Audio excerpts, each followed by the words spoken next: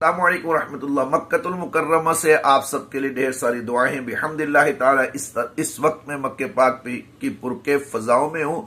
आपको मालूम है पिछली बार भी इस तरह हुआ था कि कुछ लोगों ने, फ्रॉडियो लोगों ने मेरे नाम की फेक आईडी फेसबुक पर बनाई और लोगों से स्कैम कर रहे थे। तो ये बात याद रखिए, ऐसे किसी भी शख्स से मेरा कोई ताल्लुक नहीं है। अगर वो आपसे फेसबुक पर, मैसेंजर पर या किसी भी तरह राब्ते करते हैं तो मेरी तस्वीर उन्होंने लगाई हुई है, मेरा कोई भी ताल्लुक नहीं है। मेरा जो फेसबुक पेज है वो मेरे नाम से है, मेरे इदारे से है। और अगर आप किसी भी किस्म का लेन देन या मैसेज पर तबादला ख्याल करते हैं तो ऐसे शख्स से मेरा कोई ताल्लुक नहीं होगा। इन फ्रॉडियों से, धोखेबाजों से बचिए।